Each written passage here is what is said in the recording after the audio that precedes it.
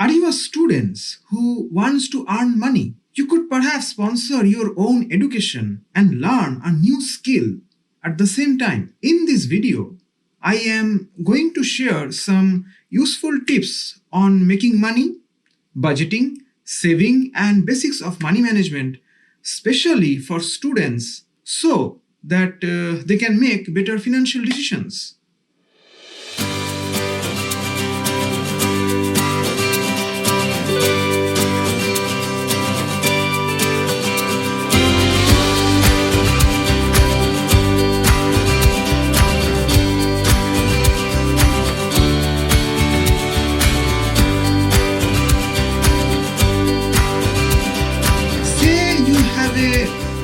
Strong interest in academics and are highly motivated in learning what you want to learn. Then you have several options open. Having said that, instantly what you can do to earn money is what I did during my school days, and hopefully will be there in the next few generations as well, is preparing notes and converting them into an ebook. If you are a great notes taker and finally you take notes of everything that teachers say in the class, then either you can convert those notes into an ebook and sell it, or you can convert those into an actual ebook, not just a photocopy, but a properly made ebook, and sell it on Amazon or any other ebook seller website and make money. With this, you can even assist your juniors to their projects as well. For example, you made an ebook on calculus, geometry, physics, thermodynamics, biology, or anything which is your area of specialization. And by doing this, ultimately, you will feel that you have done an amazing work. You don't even know that how it could help the students. And after that, there are several websites you can go and sell it, your work, or even you can sell it on Amazon. However, I want to let you know that in Amazon you may have to pay some incentives, some selling incentives, but it may be as low as 0% in some of these websites.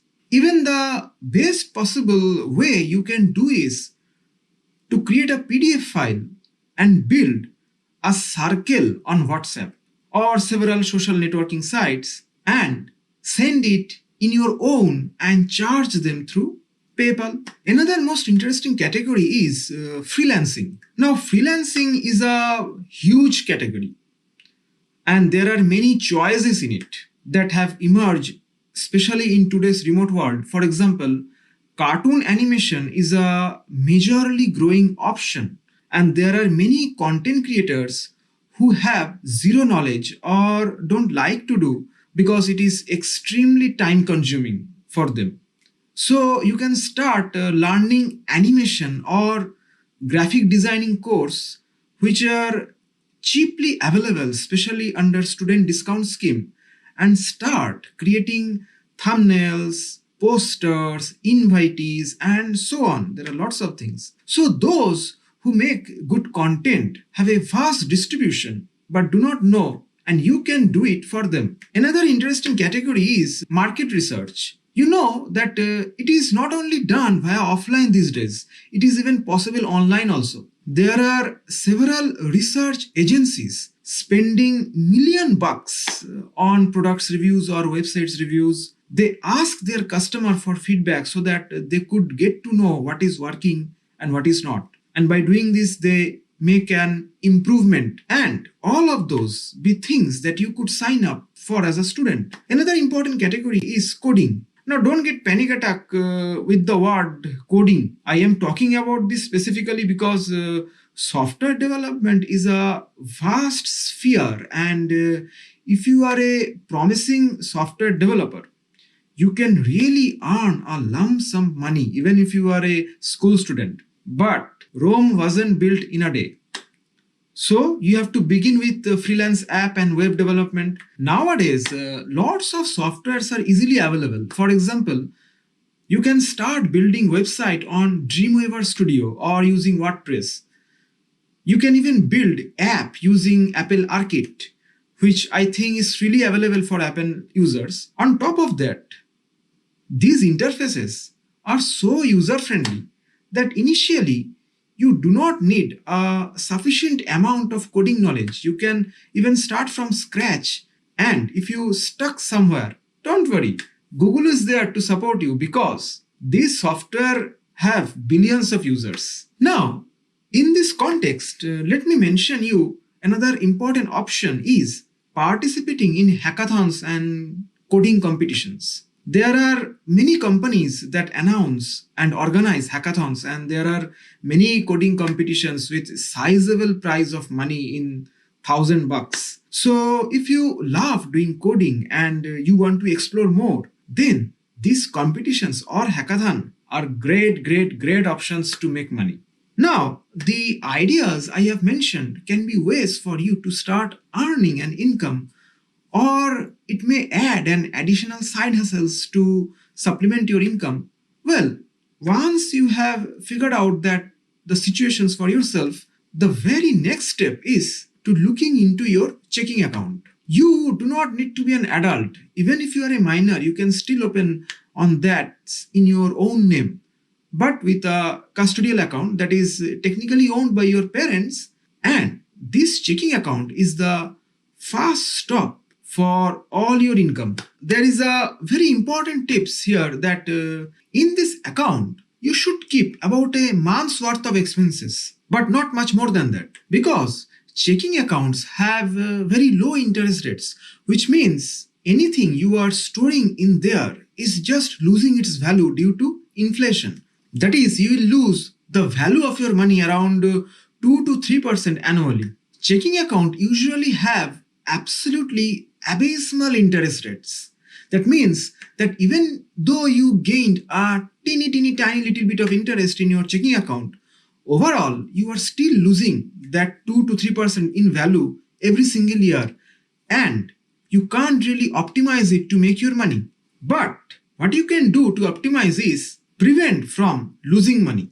It is important that you are mindful of where your money is going ultimately, right?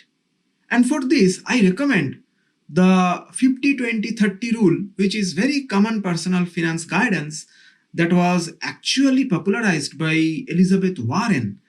And just to briefly outline, this general guideline states that about 50% of your income should be going to mandatory living expenses, 30% too nice to have expense, and 20% is saving. As a student, you might have drastically different balances within this. For example, maybe you live with your parents and attend a public high school, so you don't really have to worry that many living expenses. Or conversely, maybe you are paying for your own tuition at a private school and it's really eating up a lot of your income. So, the vast majority of all of us need to rebalance those 50-30-20 buckets with that thinking in mind, okay? Okay, so let's go over what exactly these three categories are and how you can optimize each of them. Well, first we have got the theoretically largest category, which is must have spending, and this includes stuffs like groceries, debt payments, maybe you have got student loans, your tuition and school supplies, housing costs like rent and utilities, your mobile bill, your Wi-Fi ID, also consider anything if you have to use for your job as a mandatory expenses. Now, since these are mandatory, it is quite difficult or almost impossible, I would say, to lower their costs, right? But a vital tip I do have is you can negotiate a lot of your bills, or at least shop around to get the best price there. For example, purchased in bigger size for groceries, the consumption item you buy. Like if you are a fond of tea, then instead of buying a small pack of tea, buy in bigger size. In this way, the per unit cost of small size is expensive. Therefore, if you have space in your house, buying a large can of tea can make a difference. because you are saving the per unit expenditure. But remember to keep an eye out for expiration dates as well. Check your internet bills and consult with different network companies and see who gives the better price for the same service. Additionally, you can also apply for various scholarships and financial aid to cover your academic costs. So just go ahead and claim them. Also, in many cases, negotiate better offers from different financial aid office. Maybe send them new documents of your family income status and make them fight to have you as a student. Don't be afraid to be pushy and ask for more because you are worth it and you are not inconveniencing anyone by just asking for what you really want and need. The second category is nice to have spending, which is anything that is optional, and this includes going out to eat with your friends or a Netflix membership. And as a whole, all of you need is keep this category under control so that it does not hurt to treat yourself every now and then. But just make sure this doesn't cut into you going to debt for your mandatory expenses or putting way too down in savings. Here's one thing I found really helpful in reducing my spending for fun category, which has been not to buy things randomly because often they are on sale instead. And I identify what I want and then I wait for it to go on sale. You know, sales are just a tactic way to try to make you think, oh, this is so cheaper, so I should buy this, even though you never wanted those things in the first place. So just don't fall victim to that and use coupon codes whenever available you can. You can also just getting into minimalism, changing the emotional relationship you have with objects. And this is also really helpful for reducing unnecessary spending, okay? And let me just tell you one thing briefly that if you are using something occasionally, then don't even bother to buy it. Instead, take it on rent. Almost everything is available on rent nowadays. Expensive clothes are available on rent. Gadgets are all available on rent. Therefore, if you are not so frequent user, better to take it on rent. And in this way, you can save lot of money. The final category, which is 20% saving for your future investment. Now, let me just clear you about one thing that I am not saying you kill yourself today and become a millionaire at your old age. No. Then what is the use of such money? What I am saying is to maintain a proper balanced life. And this is possible only through a proper budget. And in this context, I want to share a very important tip with you, students, that there is no doubt that saving is must, but you should not focus too much on saving. It is not this that you cut down all the necessary expenses. Instead, your focus should be how you can increase your income as much as possible. Focus on your income and it will grow steeply faster than your savings. So, if you are in such a financial situations you don't have sufficient money, then majority of your focus should be how to increase it. I hope you have enjoyed the video, and before ending the session, there is a wonderful quote by Martin Luther which is very common and I want to share with you. You don't have to see the whole staircase just to take the first step. Okay, on that note, I am signing out and wishing you all the best for your future endeavors.